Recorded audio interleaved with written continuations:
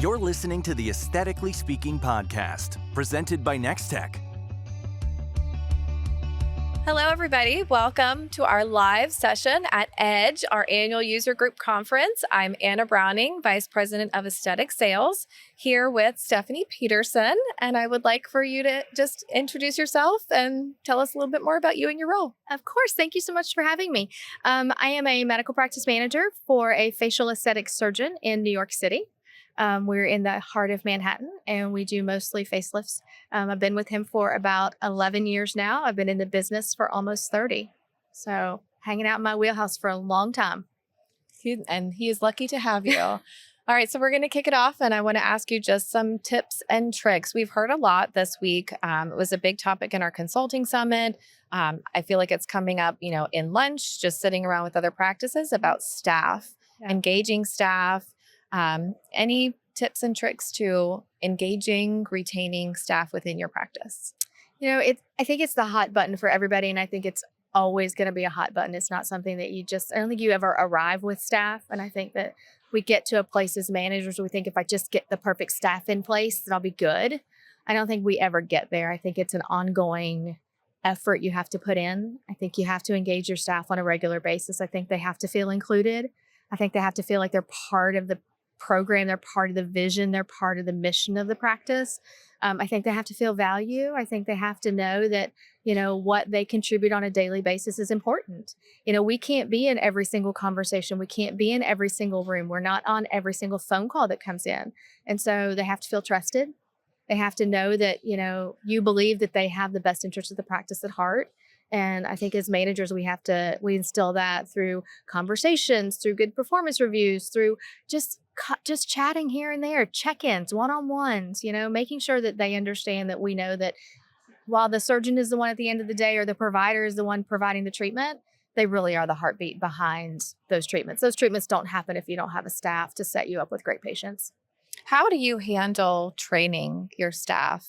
What does that look like? So it's different for every position that we do. I always spend a lot of time with new staff one-on-one, usually a couple of days, kind of going through, this is our structure. These are the kind of patients we see. I find that bringing somebody into a new office is more than just saying, this is your job and these are your tasks. They need to understand your customer, really. It's just like any other industry. They have to know who they're serving. Like they have to know what is this person's tendencies? What are their personalities like? Like, why are they coming to us versus somebody else? What's the selling differential that we have? And so I spend a lot of time before I even get to hey, here's your computer and your key and your password and your email, talking about our patients, talking about our service offerings, talking about what's like to work in our office. Like, what do we expect from you on a daily basis? Like, what do you wear to work every day? Like, what time do I want you to come? What time do I want you to leave? Those little things are really important. And so we try to spend time with our staff on the front end of that before we even dive into training. Each of my positions have a different training plan. Sometimes they're buddied up with someone who does a similar job. A lot of my jobs are singular. I'm in a relatively small practice. And so in those situations, we have a pretty decent guided training plan that I update each time we bring a new person on board that is very specific to their job. I do 30, 60, 90-day check-ins with each one of them. And, I feel like at 90 days, they should be flying pretty well on their own. But until I get to that point, I make sure that training is a continually day-to-day thing. It's not here's how you do the job. See you later. Good luck. If you have someone in the practice that is, struggling or just not getting it, how do you handle that? Are you leaning in with them? Do you lean on others within the practice? I'm always going to lean in on them as the administrator and the leader to say, hey, where can I help? Where can we give you more of what you need to get you from point A to point B? Because if somebody's missing it, if they're not doing something, it's not usually, people don't show up to work to not want to be there or to slack. Like people don't take jobs to be like, oh, I'm going to be the lowest common denominator in the office today because that's just the job I want. Nobody really wants that. And so if someone's floundering, they're floundering for a reason. They're floundering because they're missing something. They're not comfortable with what they're doing. They don't feel confident that they understand it. Maybe they don't know the system. There's always a disconnect somewhere. So I try to lean in and figure out what the disconnect is. And then oftentimes I pass the actual reinforcement training on to someone who does that position on a more regular basis. But I feel like it's my responsibility to figure out where is the disconnect first, rather than just start throwing training manuals at them and say, oh, you didn't get it the first time? Let me throw it at you again. Let's see if we can bang you in the head 3 more times and see if you'll get it. Because it's not going to work. If they didn't get it the first time, there's a hole somewhere. So where's the hole? Yeah. All right. So switching gears, let's talk about data. How often are you looking at data? What data are you looking at? And what decisions are you making based on the data that you're looking at? Every second of every day, every piece of data you could imagine, and every decision we make is based on data. There you go. That's the short answer. I run reports at least weekly. I have a subset of reports I run monthly. I work for a very data-driven physician who is aesthetically gifted, medically gifted, but his brain is very driven on data. And so he doesn't make decisions without data, whether that's a, number of patients we see in a day to decide if we can add more, time on our template. That's a data-driven decision. Should we be doing this procedure? That's a data-driven decision. Is it financially feasible for us? Are we actually making money at this over the course of a 6-month period? When we look at it, how many hours did it take him to do it? Did it, based on the cost of the procedure and cost of being in the ASC and the cost that the market bears for us to charge, did we actually make money at it? Is it worth it for us to continue to do it? That's a data-driven decision. Staff. Like, what does our task look like in a day? Are we working as efficiently as we can? Are we working as smart as we can? And if not, and there's things that aren't happening, give me data to show me where the holes are and what we need to beef up in our team. Maybe it's not another person. Maybe we need to realign jobs a little bit. Maybe things need to be taken from one plate to another. Maybe it's not adding, maybe it's sometimes realigning, and data can tell us that if we trace it all the way back to its origin. So I harp on it a lot that, we are only as good as what we put into that system, because nobody else is putting information in there but us. We are only as good as the information that we input. So, we can only get data out that we put in it. And so when I start to see things that look wonky, I start to trail back and be like, how did that actually get in there? And sometimes it's just an honest mistake. And sometimes it's a trending thing. Sometimes it's like, wow, I didn't realize that was going down that path. We need to recalculate that. So do you have, reports that you live and die by? And what are those? If you had to pick, top 3 to 5, what are those reports? I live and die by the financial summary. I live and die by the charges reports. I live and die by the charges without payments report, because that tells me who at the front is not, who's putting in a charge but not a payment, or, because that also tells me how many patients I see. I live and die by the ASC charges reports so that I can look and see what my ASC charges are. The financial summary is one of my favorite reports because I can drill down. I can get in there and kind of look at something. If it doesn't look great, I can go over the hand and it takes me down, because in Practice Plus, we're starting to be able to see those more robust reports as it's, as Practice Plus is growing. We're starting to see those places where we can drill down. Yeah. At what point, what data are you looking at to try to just determine what, new services you want to be offering, or, hey, we need to be doing more or less of these procedures? Every year we do a summary of, how many procedures did we do this past year? What were the procedures we did and what was their profitability? And then you get to the point where everything is kind of ranked a little bit, and you decide this is where we're headed. This is where trends are heading.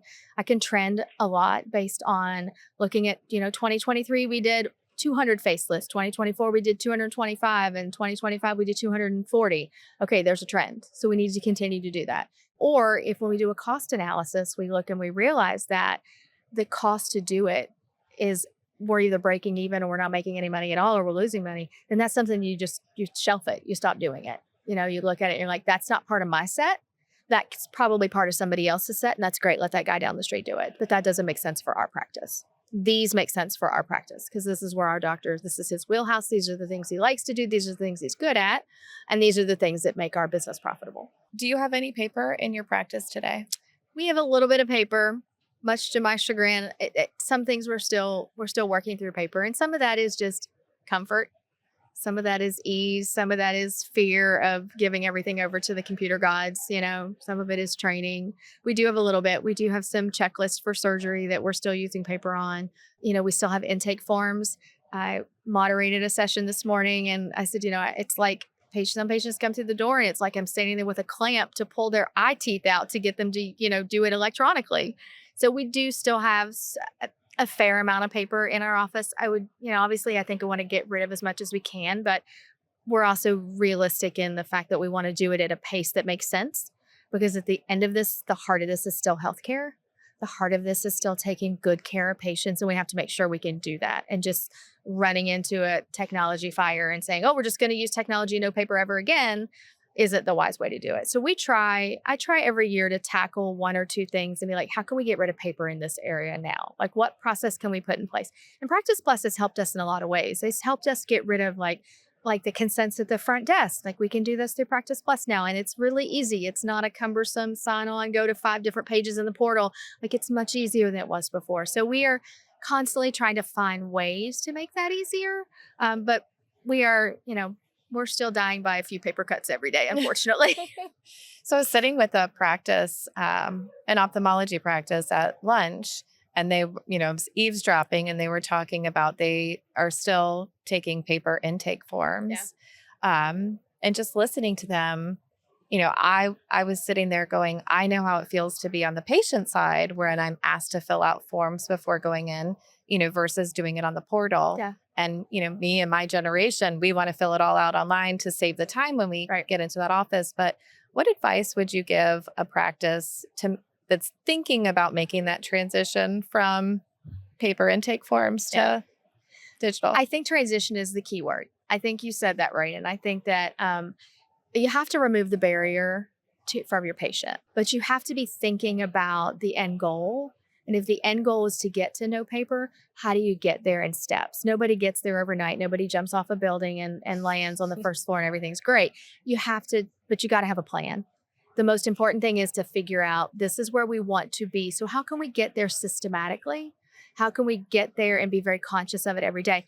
In my practice, I still have a very large age gap. So I still have patients who are in their 20s coming in to get Botox and injectables, all the way up to patients in their 70s coming in for a facelift. My 70-year-olds are not going to use my portal. But as time goes on, that age gap is going to get smaller, and those patients are going to get younger, and they are going to want to use the portal more. So we would be blind to not at least have it as part of our set and try to work towards it. But it's having a plan and knowing that there's an end goal, and not just being blind to, paper's easier, we're just going to use paper. It's just not realistic. But I always tell my staff, if you don't send the link, you will never know if they will use it or not. And so that's part of the transition plan. Is step 1 is sending it. How many people can we get just by sending it? And then step 2 is, if people are actually using it, then let's start calling. Let's take a subset of people and start calling and seeing if we can help people use it. And if they don't use it, then let's help them log in the lobby. So there are steps and things you can do along the way to get to your end result. But I think the end result sometimes looks really daunting. And so instead of people are like, oh, I can't get there. So they just shut down and they're like, nope, we're just going to stick with paper.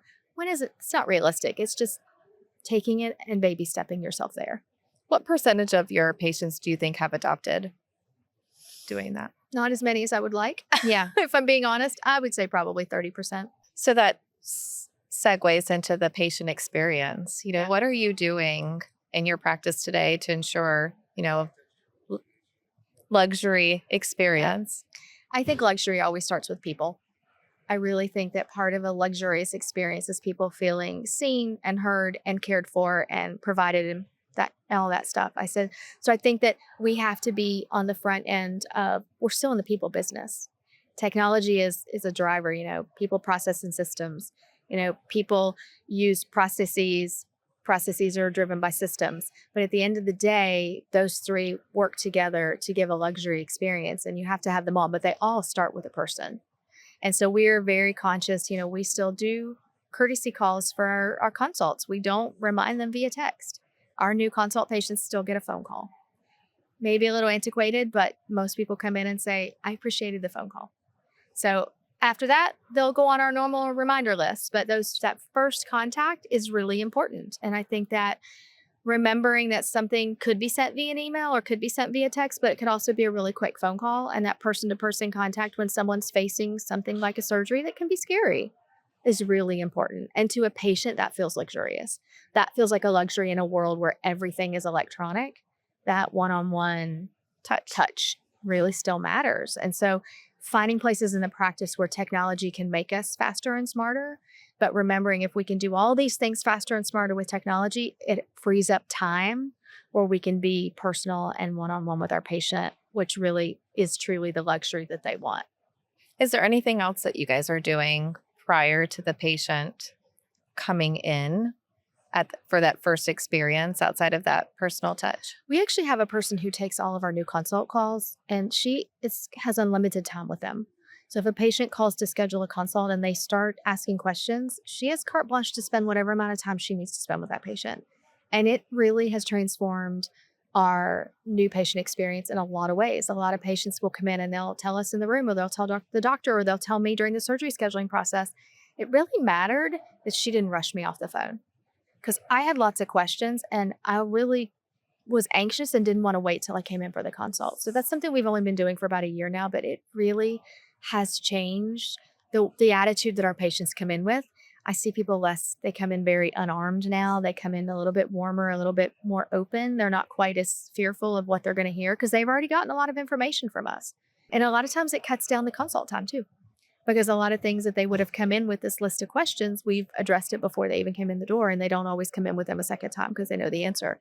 But they felt cared for before they ever got there because we took the time to say, we want to make sure this is a good fit for you too. Like, we want you to know who we are. We want you to know what our culture is like. Just by having that conversation, it shows them that we care. It shows them that we're an open culture. All right, so let's talk about payments. As I understand it, once upon a time, you accepted both insurance and cosmetic payments and processing. We did. And you've now transitioned away from insurance. We did. Let's talk about that process, why you did that, and how it went. It was a hard decision. I think insurance is a security blanket for a lot of practitioners. They see it as they've done it forever, ever and ever and ever. And we're so used to taking insurance. We're so used to getting that insurance card. I always say an insurance card to some of us feels like a credit card. They put their insurance card down. It's like instant payment. We got to the point as a practice where insurance reimbursements were getting smaller. Our cosmetic business was growing. And so we had to make a decision, and we made it based on data. Was the amount of time and effort that our staff was putting into chasing insurance money more than what we were bringing in from insurance? And when the scales tipped, we knew that was time to come out of insurance and focus more on the cosmetic side of the business. Most plastic surgeons, I would say, a large number of them ultimately would love to be just cosmetic driven. And that's where we knew our practice always wanted to be. But it was just, the transition of getting there. And so it just got to the point where we had to really look at the data. And when that data tipped us and said, listen, you're spending more than you're making, the logical decision was, okay, it's time to take a step away from that and just focus on the cosmetic business. Do you have any challenges with payment processing today? Or Yes, of course. I think everybody has challenges to some level with payment processing. Technology is moving at such a light speed of how we pay. It used to be you paid with a credit card, and now it's over the phone, or it's touching a phone. It's this, it's that. So I think sometimes the world gets ahead of what healthcare gets ahead of in terms of how patients can pay. And so they're used to paying, like you go to an Amazon store right now, you can walk out and not even have to pay.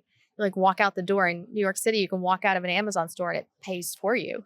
It can't happen in my practice, but that's the thought process that patients have. They have the thought process that we're just going to be like any other commercial commodity. So we've had some challenges. We've had lots of patients who want to wire transfer, and it gets really hard when you're dealing with you've got secondary staff, those of us in the back office who are taking payments. It's not always easy to do that. So we've kind of hesitated on some of those patients. So being here, I was very excited when I got here to find out that, there are new options opening up. Affirm is now an option. The paying straight from the bank is now an option. So, I think those will alleviate some of those payment challenges that everyone has.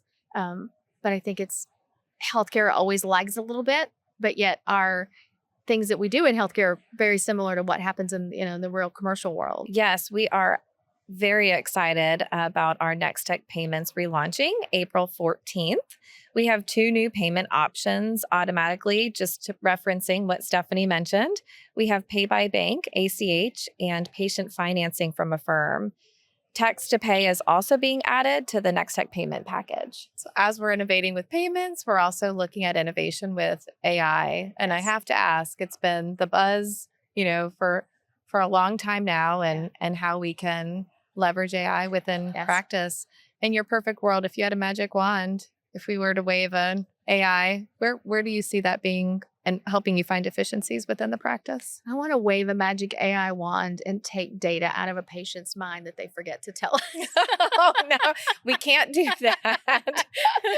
I know. Fair, though. Fair. Fair question. I again go back to the world we live in healthcare, and I don't want to take the people out of healthcare. I want AI to make us all continually to be more efficient behind the scenes. I want it to help us drive better data. I want it to help us drive data collection and how we present data and how we read data. I think at the end of the day, doctors are still your care provider. They are still the one that is recommending to you. They are still the one that's standing in an operating room or in a treatment room giving you a treatment. They still ultimately, that part of this is never going to go away. But if we can make everything else a little easier so that there's more time we can spend with a patient and less time we spend doing all the back office stuff to make that treatment possible, then I am all about it. And that's the stuff I'd like to see AI change in healthcare, is to make us all more available to patients and less chained to the hard admin stuff that has to be there. And it has to be there. Like, there's always back end stuff that has to happen to make it still a business. We still have to do things to make it possible to see patients. But I want to see the scales tip a little bit and see us able to do more patient care and less admin work, but still have the same outcome. So you're expanding your office. It's a lot of moving parts. It is. Lots of things to keep track of. How are you handling that with the staff to minimize disruption? Yeah, I mean, it's exciting to move to a new office. We're moving to a bigger space. We're, building out. We are, obviously in New York City, construction's not an easy thing, but it's certainly challenging and fun. So we're in the planning stage right now. I think the bigger thing for us is part of what data drives for us is how we build that office to suit what comes in the future. We are obviously building an ASC inside of that office, but, do we build one operating room versus two? Do we have enough treatment rooms to support the growth of the practice when we're looking at what's coming in the future? And the only way to know that is to look at what's in the past and to trend where we've come from in the last 10 years and where that's going to take us in the future. So we're using data that we get directly, it's directly out of Next-Tech. I mean, it's the data that we have, based on the patients we've taken care of and the kind of procedures we've done and the cost to do all of that. One of the beautiful things about data is that if you're looking at cost, it's pretty black and white. Like, am I getting the most efficient contracts for my supplies I can get? Am I looking at when I look at a surgery and I look at how long it takes, do I know exactly, how much space I need to do that surgery? Does it need to be in a large room? Could it be in a smaller room? Is it in a treatment room? Is it actually in an ASC, in a normal surgery room? So we're using data that we mine out of everything we've been doing for the past 10 years to help us make those decisions as we drive into a newer space. All right, Steffanie, this was great conversation. Thank you so much. Such good insights. Always talking with you. Thank you. Thank you very much for your time today. Thank you so much. It was a pleasure. Thanks for listening to Aesthetically Speaking, the podcast where beauty meets business, presented by Next-Tech. Follow and subscribe on Apple, Spotify, YouTube, or wherever you like to listen to podcasts. Links to the resources mentioned on this podcast are available in your show notes. For more information about Next-Tech, visit nexttech.com, or to learn more about TouchMD, go to touchmd.com. Aesthetically Speaking is a production of The Axis, TheAxis.io.